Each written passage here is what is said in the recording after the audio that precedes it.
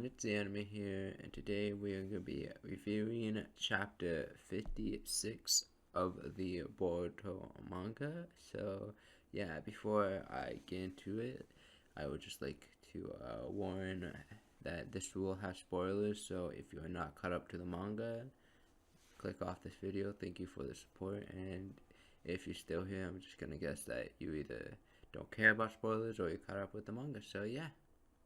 Hit that shit.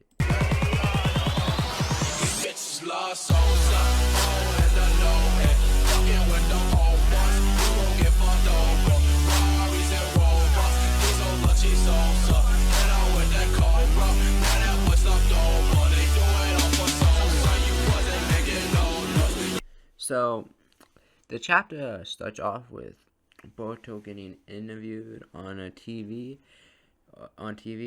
for the Leaf Village to see, and being shown as almost the hero of the situation that happened, as he did teleport Jigen away from the Leaf Village, and kind of fought him alongside Sasuke, Naruto, and a little bit of Kawaki, and he's really being shown as a hero and being sent on this media trip, which we will see later in the chapter, is explained to just kind of keep the Leaf Village away and kind of more calm down from the situation that's actually going on. He's kind of being used as like a person to mislead the Leaf Village just to keep him calm from the bigger picture.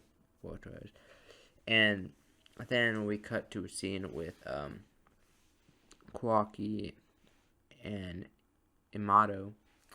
Amato's helped fix Kawaki's arm, and Katsusuke is just admiring Amato's work, almost.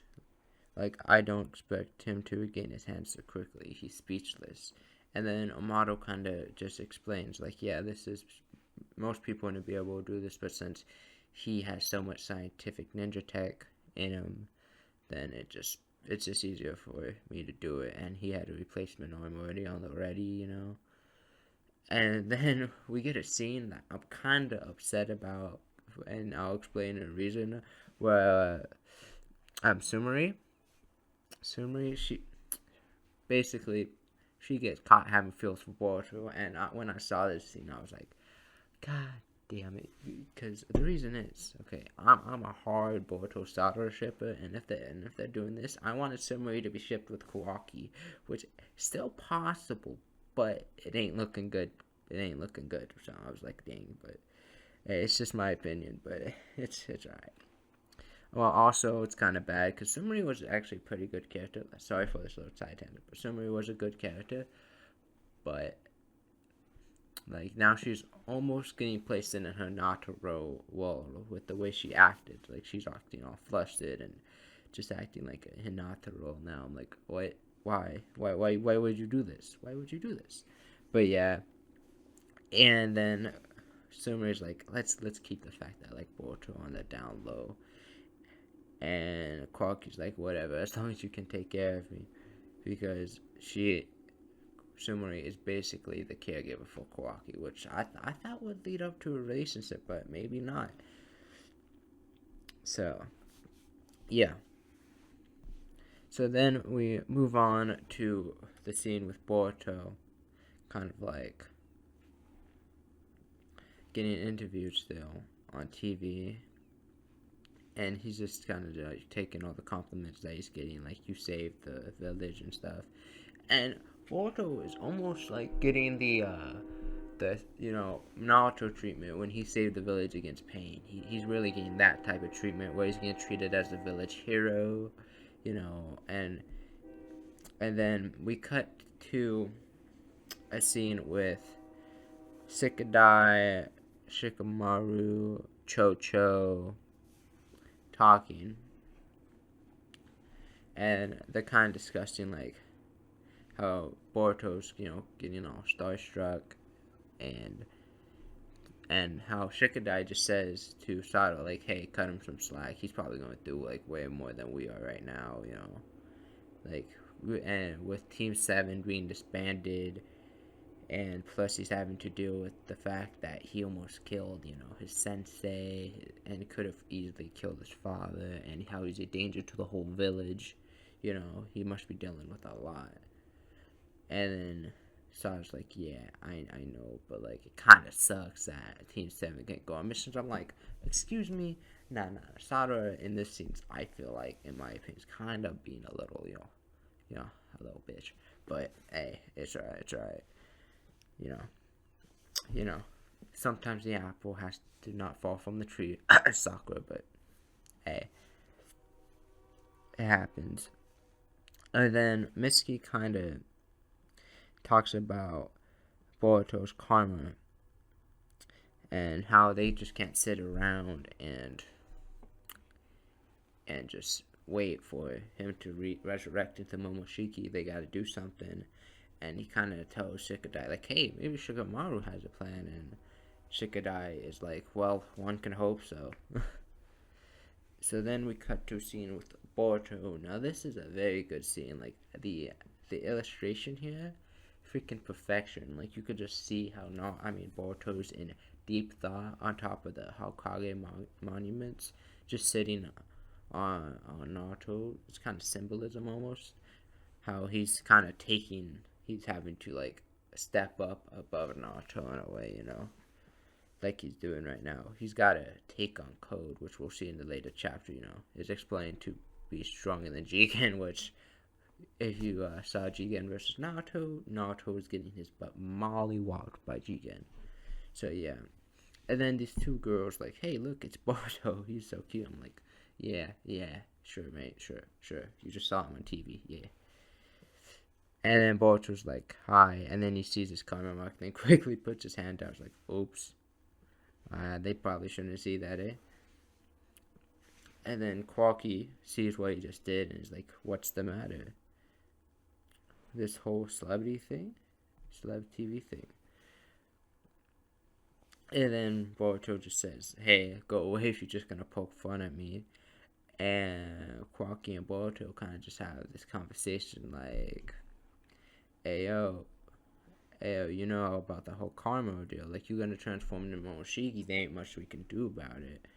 And I hope that's not putting you in stress. And then Boruto's like, it really sucks, but like he already got over it. It kind of feels like he's just in some kind of nightmare now, And then Qualky's like, I thought of something, if Momoshiki could place a karma on someone, why can't you? So even if you die, you just resurrect into someone else's body.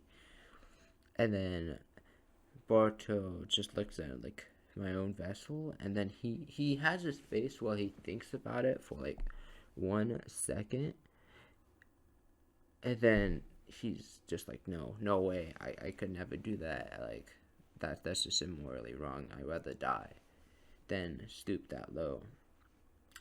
And then this really shows how much Qualky cares about Boruto, how much he treats him as a brother, really, and he doesn't want to see him go, so he's even like recommending these extremes. And then he says like, hey, like, it doesn't have to be a random person. I know a perfect vessel. His name is Code.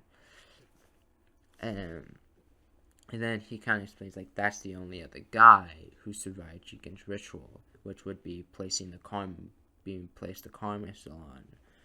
He was the other person that survived that we saw in the last chapter. And then it cuts to a scene with Code walking towards a base of sorts, which we found out in the spoilers that this is Boru's religious organization. So he's walking to Boru's religious organization. And then we cut back to Naruto and Amado and Shikamaru, and how Amado's kind of explaining Code to him too. So it's like kind of like Qualky and Code, splitting it from Qualky explaining Code to Boruto, and Amado explaining Code to Naruto and Shikadai. Which, when you really think about it, like Amado, Amado really has this conveniently time-placed information. I don't know.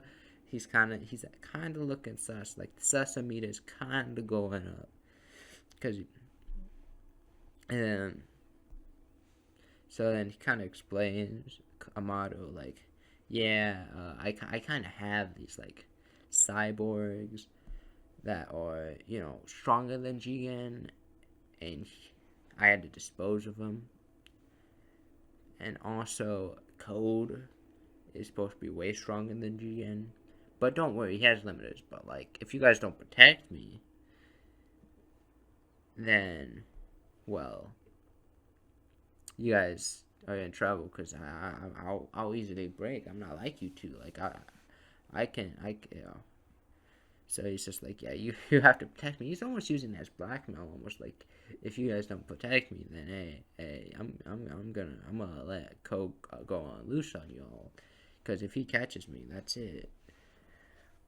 So then we cut back to a scene with Code walking up to the organization and then facing these two guards, and he's like, Code says, "Ayo, let me in," and the guard's like, "Who are you?" And he's like, "I'm here for Boro." And then they're like, "Boro's not here, he's away." And then he's like, "Huh, guess he is dead."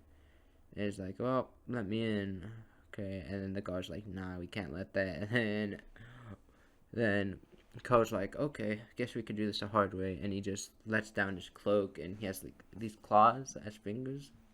Almost like he transformed his claws, his fingers into claws. And then he just starts walking up to him. Then we cut to Kawaki kind of explaining the ritual a little bit more, and how, like, if you weren't compatible with the karma when they were doing the ritual for the karma seal, that you would just have a seizure and die, and only two survived, which would be Kawaki and Code. But unlike Kawaki that just got the karma seal and survived and nothing bad happened to him, Code had a seizure but survived and had a white karma. So he was not a compatible vessel, but he could be used as a weapon still. He still had all the powers of karma. And he's just saying, like, and Kwaki kind of explains, like, to Boruto, like, if he survived that karma, you should be able to place your karma on him, no problem, and reincarnate him. And since he's already a bad guy, it wouldn't be that bad to, resurrect into him. You would just be stopping him at the same time. So then we cut to a scene with Code just bodying these two guards in front of Boro's secret organization, or secret religious organization. Just stabs them. And just like, well, you guys should have listened. You should have let me through. And two guards that just both got the shit kicked out of them, basically. Like, there ain't nothing else to say. And Code's like, okay, let's get inside. So then it cuts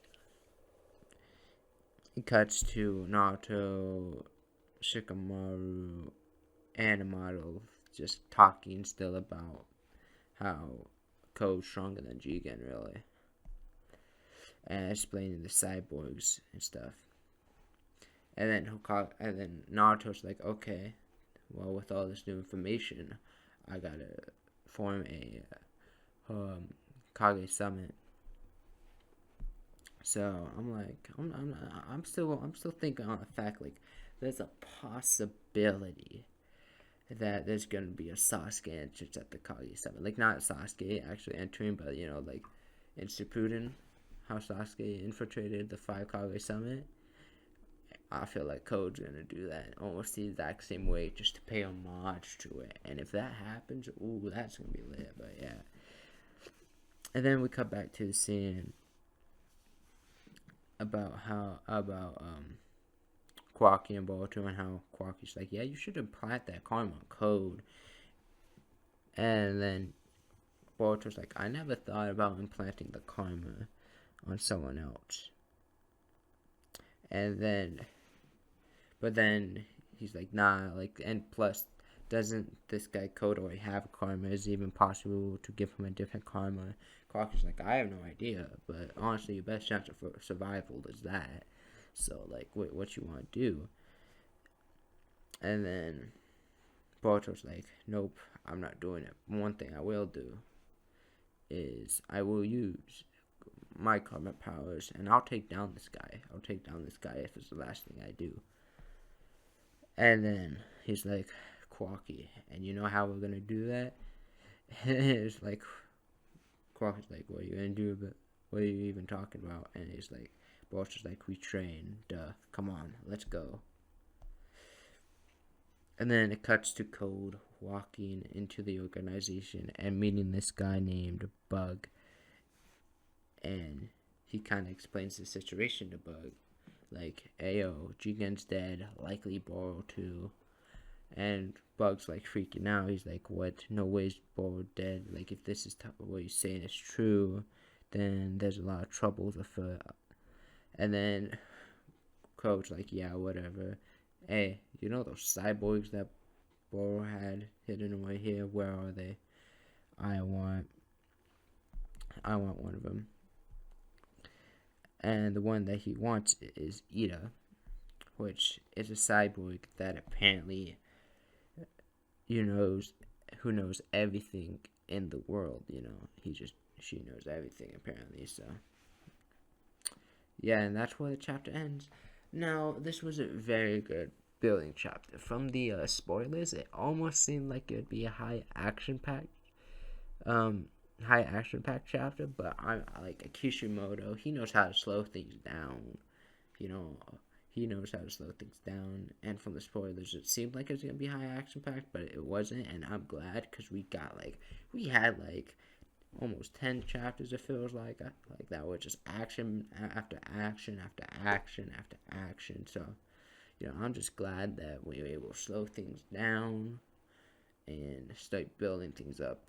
Now, I feel like Code might invade the fit, after the, I don't know. It's hard to say what's gonna happen, but we'll see. So yeah, overall, I'll give this chapter an 8 out of 10. It was a really good chapter. I can't say it was a perfect chapter, obviously, but it was a really good chapter for building up the story. So yeah, an 8 out of 10 chapter. Would recommend read, just to keep up with the Boruto manga, because the Boruto manga is heat.